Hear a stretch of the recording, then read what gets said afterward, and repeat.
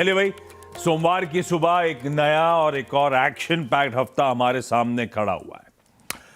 भाई सबसे इंपॉर्टेंट हमारा कैश, वो नया क्लोजिंग ऑक्शन सेशन, उसके इंप्लीमेंटेशन का वीक 2 है।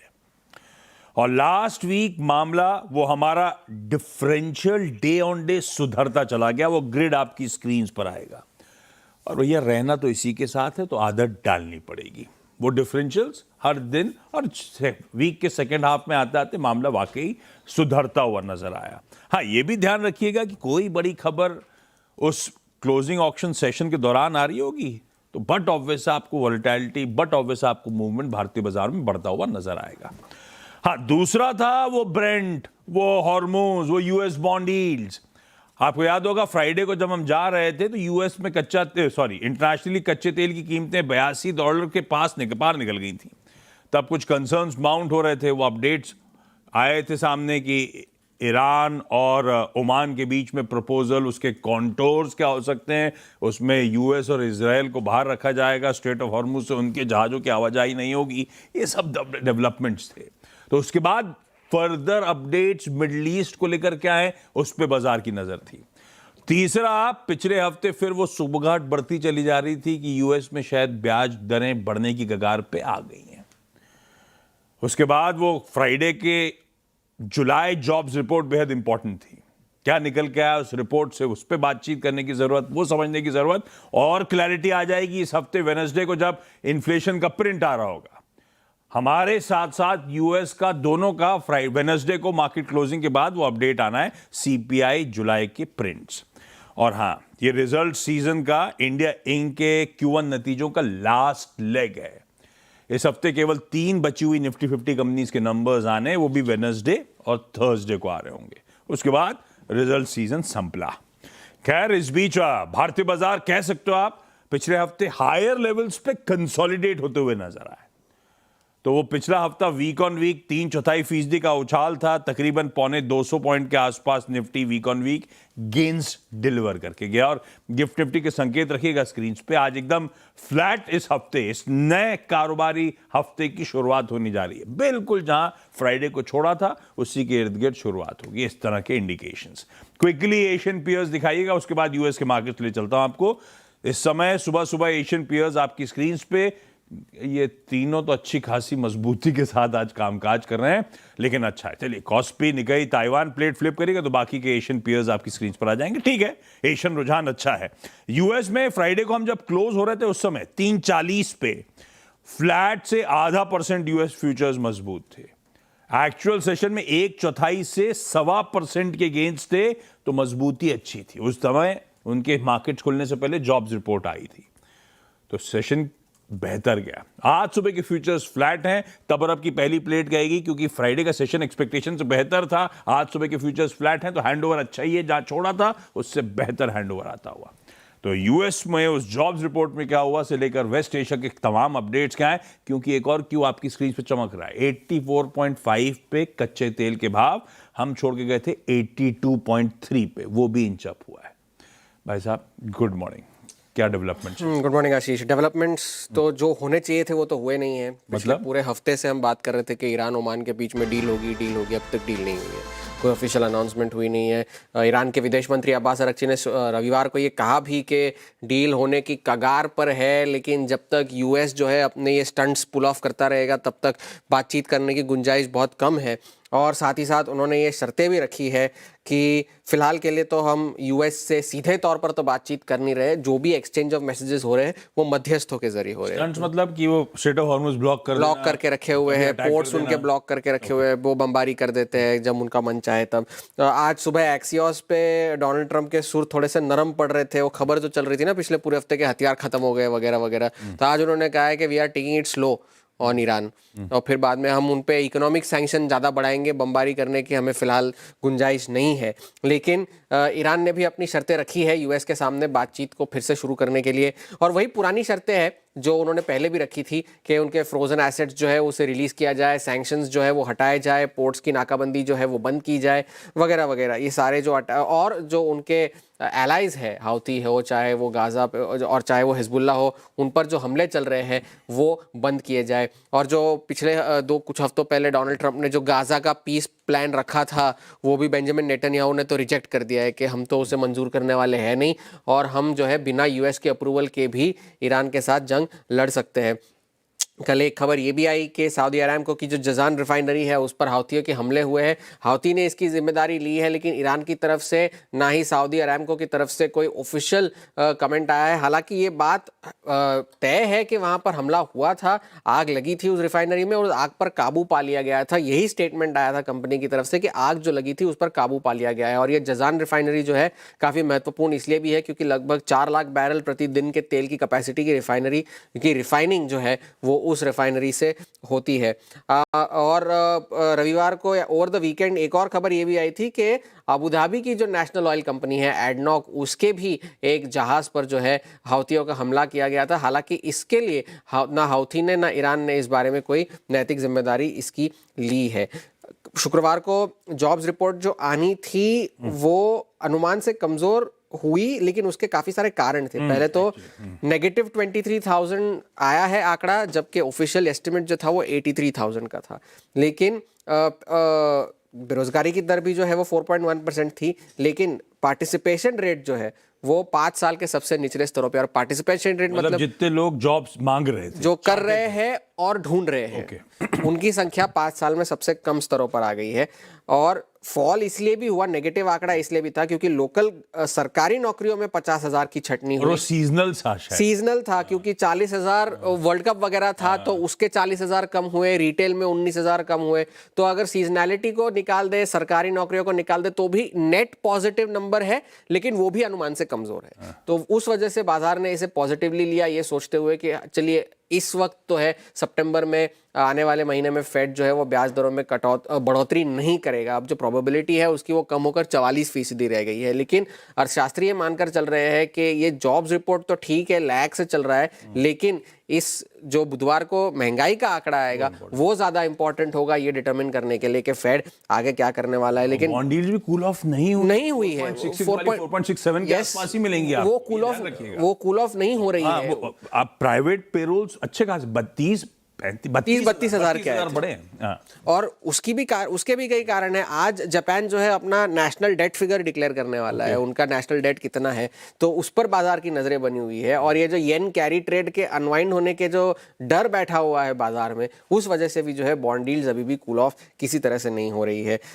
आज नतीजे तो कोई ज्यादा है नहीं इस हफ्ते, लेकिन रिटेल सेल्स का आंकड़ा शुक्रवार को आएगा, लेकिन महंगाई का डेटा, रिटेल इन्फ्लेशन बुधवार को, होलसेल इन्फ्लेशन गुरुवार को, इन दोनों आंकड़ों पर बाजार की नजरें होंगी। और ये जो है इस हफ्ते का सबसे बड़ा ट्रिगर। एक और चीज पढ़ रहा था मैं, यूएस सेनेट ने एक बिल पास कर दिया है जिसमें वो रशियन रशिया वो उस पर बात चल रही थी, पुरानी बात थी, और उस पर 100% टैरिफ लगा देंगे जो रशिया के साथ। पुराने प्रोविजन तो ये थे कि 500% टैरिफ लगा देंगे, अब वो 500% से कम करके उन्होंने 100% किया है। लेकिन सेनेट ने पास किया, अभी भी हाउस को ऐसे पास करना जरूरी है, अब तक हाउस ने इसे पास नहीं किया। और ये ऐसा नहीं है कि अगर ये बिल पास हो गया तो लगी जाए। टेंशन डाइवर्ट कर रहे हैं।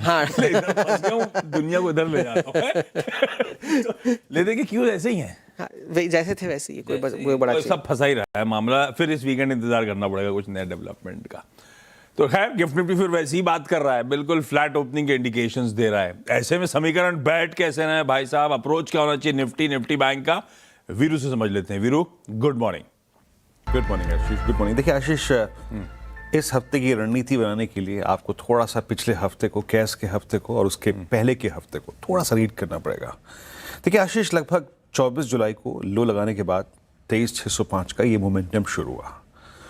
उस मोमेंटम में, कैश से पहले वाले हफ्ते के मोमेंटम में, मात्र 7 सेशंस में आपने 23,605 से लेकर, अगर आप देखें, सफ़र तय किया करीब मतलब 3 अगस्त से पहले, कैश के डेट से पहले करीब 24,366 तक का।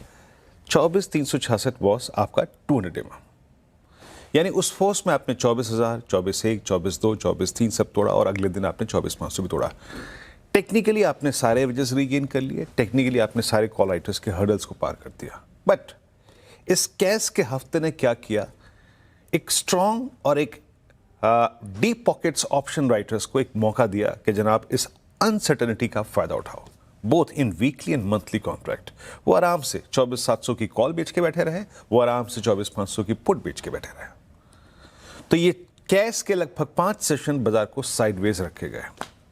अब हमारा आज का प्रश्न ये है कि हम कब तक बाय ऑन डिप्स करें, या फिर जब तक हमारा ये स्ट्रक्चर कायम रहेगा, और कहाँ के नीचे वीकनेस परसिस्ट कर सकती है। क्योंकि आज अगर आप देखें चिप स्टॉक्स भी मूव कर रहे हैं, आज क्रूड भी 84 पे है। तो टेक्निकली अगर आप देखें आपको थोड़ा सा बाजार को देखना पड़ेगा। मैं कैसे अप्रोच करूंगा? अभी हम रेंज में ट्रैप्ड, तो रेंज में ही ट्रेड करें या फिर किसी कोलैप्स का इंतजार करें या फिर रेंज ब्रेकआउट का? पहले स्टैट्स को देखते हैं। एफआईएस ने लगभग 480 करोड़ रुपए की बाइंग करी। अभी तक ऐसा कोई बहुत बड़ा एक्सट्रीम डिसअपॉइंटमेंट एफआईएस की कैश की अगर आप देखें सेलिंग में या फिर उनके ट्रेंड में नहीं निकल के आ रहा है। Still I mean very calculated, wild figures नहीं है कोई सेल और बाय की, but still they are buyers. 236 crore रुपए का टीआईएस का बाय। हाँ, एफआईएस ने इंडेक्स में थोड़ी शॉर्ट्स को ओपन किया है और करीब 818 करोड़ रुपए का इंडेक्स बेचा, 472 करोड़ रुपए का निफ्टी बेचा, निफ्टी बैंक बेचा 344 करोड़ रुपए का।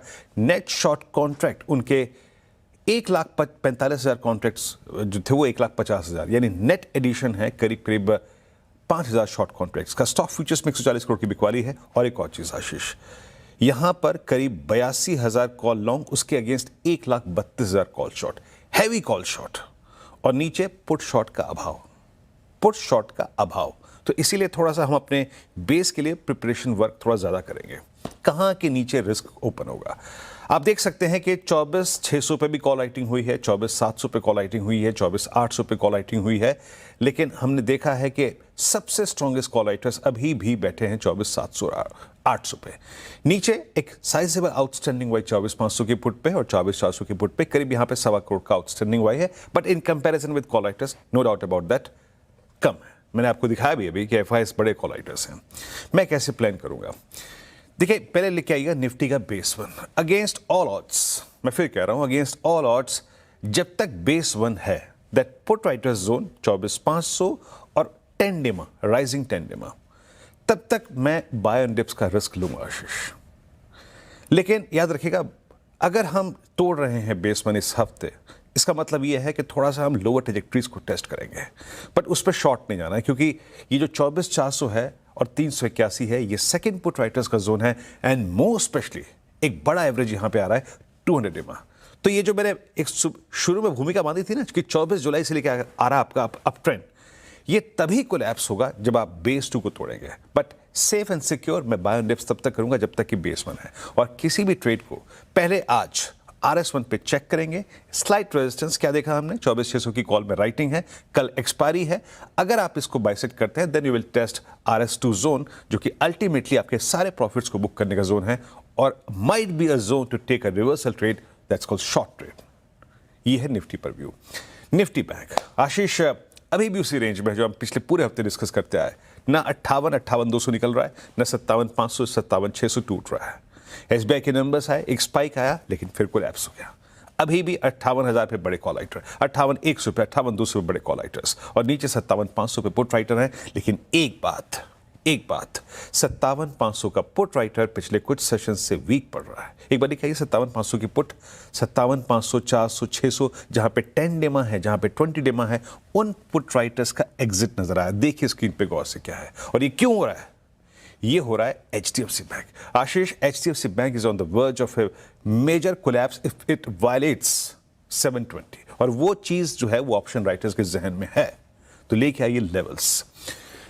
In any case if Nifty bank violets base 1, याद रखिएगा ये बहुत बड़ा बेस है, आपको यहां पे यहां तक जब तक कायम है बाय ऑन डिप्स, बट इससे अगर टूटता है तो a short call will work for base 2। But अगर आप बेस 1 होल्ड कर रहे हैं then a small reversal trade towards RS1। Ashish, perfect. ये है निफ्टी बैंक का आज मंडे का हमारा अप्रोच। सीधे अब लखनऊ चला जाए, manasjaiswal.com के श्री मानस जायसवाल साहब स्क्रीन पे रेडी नजर आएंगे मंडे को सुबह सुबह। गुड मॉर्निंग भाई साहब, क्या लेकर आए हमारे लिए आज? Good morning Ashish ji. तो देखिए, पहला रिकमेंडेशन फोर्टिस पे है। फोर्टिस जहां पर 100 रुपए का करेक्शन हुआ था, स्टॉक ने 200 डे मूविंग एवरेज पे सपोर्ट लिया, रिकवरी में लास्ट सेशन में 10-20 डे मूविंग एवरेज को रिगेन कर लिया। तो फोर्टिस पे खरीदारी करेंगे। 944 के स्टॉप लॉस से खरीदारी करनी है, और 990 के टारगेट सेट करके चल रहे हैं फोर्टिस पे।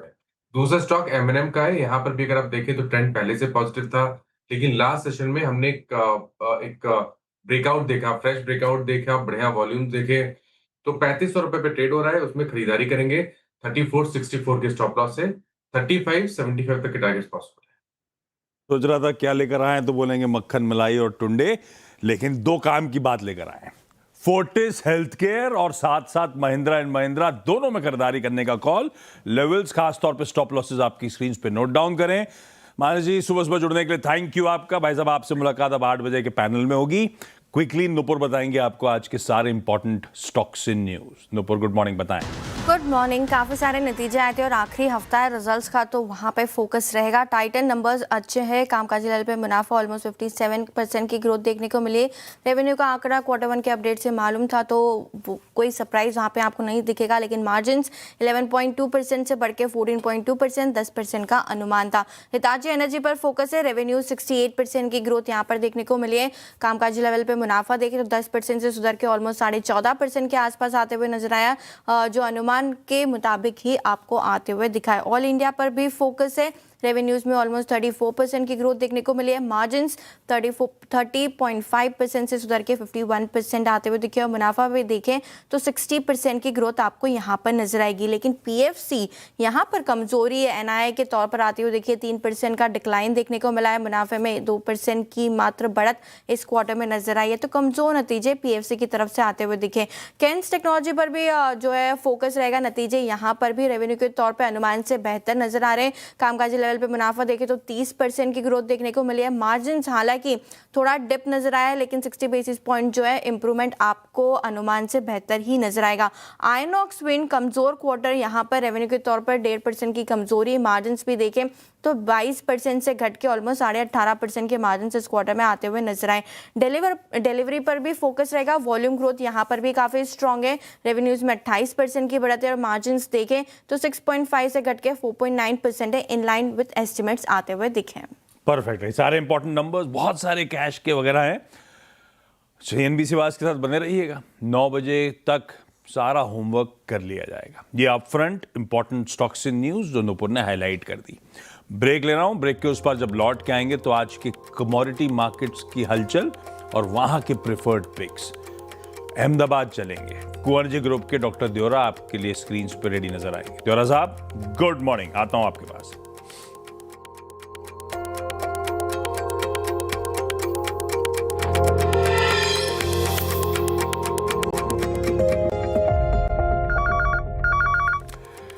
चलिए भाई, ब्रेक के बाद आप सबका स्वागत है। तब और अब की सेकंड प्लेट रखिएगा। वो देखिए bond deals. US jobs report confusing है, इसीलिए बॉन्ड डील्स मूव नहीं करिए, ध्यान रखिएगा। डॉलर इंडेक्स मोटा मोटी जहां छोड़ा था वहीं कामकाज करता हुआ। कच्चा तेल, क्योंकि वो कोई सहमति बन नहीं पा रही है, मामला फंसा हुआ है स्ट्रेट ऑफ हॉर्मुज से, जहाजों की आवाजाही ऑलमोस्ट ठप पड़ी हुई है, इसीलिए वापस वो इंचअप करता चले जा रहा है। $84-85 के लेवल्स पे खड़ा हुआ है। बाकी प्लेट फ्लिप होगी तो वेरिएबल्स वो गोल्ड वगैरह आ जाएंगे। कमाई कैसे होगी इस यूनिवर्स में, ये बताने के लिए डॉक्टर साहब तो रेडी हैं। रवि जी, गुड मॉर्निंग भाई साहब। आज के प्रेफर्ड कमोडिटी बेट्स। आज पहला रिकमेंडेशन नेचुरल गैस पे होगा। काफी ओवरसोल्ड कमोडिटी है, एज वेल एज देखे तो कुछ पॉजिटिव डेवलपमेंट हो नहीं रहे। तो एंड क्रूड $2 तक के जब हुआ तो मुझे लग रहा है कि यहाँ पे थोड़ा ट्रैक्शन होना चाहिए। 255 पे बाई करे, स्टॉप लॉस 252 का लगाए और इंट्राडे पर्सपेक्टिव से 263 का टारगेट होगा। तो फर्स्ट रिकवर्ड भी natural gas. Second recommendation copper पे होगा। लगातार ये कमोडिटीज एक 1360 का जब से ब्रेकआउट लिया है, ये उसके ऊपर सस्टेन रही है। एंड सेकंड डॉलर इंडेक्स वहीं 100 के ऊपर जा नहीं पा रहा है, तो ये मेटल्स के लिए कुजन है। तो यहाँ पे मुझे लग रहा है 1360 पे बाय करना उचित रहेगा 1348 के स्टॉप लॉस के साथ। एंड 1380 तक के टारगेट यहाँ पे आते हुए दिख सकते हैं। दो बढ़िया से आइडियाज, नेचुरल गैस और कॉपर, दोनों के अगस्त वायदा में खरीदारी करने का मन। लेवल्स नोट डाउन कर लीजिए। Ravi ji, thank you so much सुबह सुबह जुड़ने के लिए। आइए भाई, आज का इवेंट्स कैलेंडर। मंडे है, अब ऐसा भी कह सकते हो कल की वीकली एक्सपायरी से पहले वाला वो इंपॉर्टेंट पेनल्टीमेट सेशन है। निफ्टी का कोई नतीजा नहीं है। 3 आने थे फ्राइडे को, 2 मार्केट के दौरान आ गए थे, 1 बचा रह गया था टाइटन, उस पर हम खुलते रिएक्ट कर रहे होंगे। आज वायदा के 4 नंबर्स हैं, Vodafone idea, Bosch, Bharat forge और इन्फो एज यानी कि नौकरी। कैश की लिस्ट लंबी है, काफी लंबी है, खैर उसमें इंटरेस्टिंग नाम भी है। एक्स डिविडेंड में जियो फाइनेंशियल्स, इंडस टावर्स हैं इंपॉर्टेंट, बाकी सारे स्क्रीन पर रख दिए जो इंटरेस्टिंग दिख रहे थे। ये कॉम्प्रिहेंसिव लिस्ट नहीं है, ध्यान रखिएगा आपकी स्क्रीन पे। प्रिसीजन वायर्स इंडिया की आज बोर्ड मीटिंग है, नतीजों के साथ साथ इस कंपनी का बोर्ड फंड रेजिंग पर, और fund raising via share issuance, इसीलिए मेंशन कर रहा हूं। 2 आईपीओ सब्सक्रिप्शन के लिए आज से खुलने हैं। एक है धूत ट्रांसमिशन, वेडनेसडे को बंद होगा, आज खुल रहा है। 3066 करोड़ रुपए जुटाने की योजना। और दूसरा है मोलबियो डायग्नोस्टिक्स, ये भी आज खुल के वेडनेसडे को बंद होगा, 940 करोड़ रुपए जुटाने की योजना। सिंगापुर के मार्केट्स आज बंद हैं एशिया में क्योंकि उनका नेशनल डे है। जापान का बीओजे समरी ऑफ ओपिनियंस यानी कि उनका वो मिनट्स पिछली बैठक के सामने आएंगे। हमारे पार्लियामेंट के मॉनसून सेशन का ये लास्ट वीक है। होम मिनिस्टर अमित शाह साहब शायद लोकसभा में 2 स्पेसिफिक बिल्स आज इंट्रोड्यूस कर रहे हो, एक Kerala alteration of name bill और national cooperative development corporation bill. कई लोग, मैं ग्राफिक्स में केरला लिखता तो लिखते थे केरलम, केरलम नहीं हुआ है अभी। अनटिल अनलेस पार्लियामेंट की मंजूरी हो तब तक ये नाम नहीं बदल सकता है। आज शायद अगर पार्लियामेंट वोट कर देगा तो केरला का नाम ऑफिशियली केरला से केरलम हो जाएगा। अभी तक स्टेट कैबिनेट ने उनके और साथ साथ यूनियन कैबिनेट ने मंजूरी दी है, पर पार्लियामेंट की नॉट मस्ट है। लास्ट में आज एक डुकाटी मॉन्स्टर V2 इंडिया का लॉन्च है, अगर बाइक की फोटो हो तो दिखाइएगा। डुकाटी मॉन्स्टर पुरानी वाली जो थी वो 14 लाख की थी, ये थोड़ा सा नॉकडाउन वर्जन, वो इसकी सीसी ज़्यादा थी, इसकी 890 सीसी है, तो थोड़ा सस्ता होगा, लेकिन काहे का सस्ता, बाइक भी 10, 12, 14 लाख की तो होगी। खैर ये आज इंडिया लॉन्च है इसका। गिफ्ट निफ्टी की क्यूज लेकर आइएगा, जहाँ सुबह शुरुआत करी थी 7 बजे, बिल्कुल फ्लैट ओपनिंग की तरफ ही हम आज के सेशन में बढ़ रहे हैं। ब्रेक का समय, मॉर्निंग कॉल को यहीं समेटते हैं। होपफुली सुबह की तैयारी हो चुकी है ब्रेक के उस पार, लेकिन और डिटेल में उतरेंगे स्टॉक स्पेसिफिक डेवलपमेंट्स में। आज के टॉप 20 लेकर लौटते हैं। नमस्कार।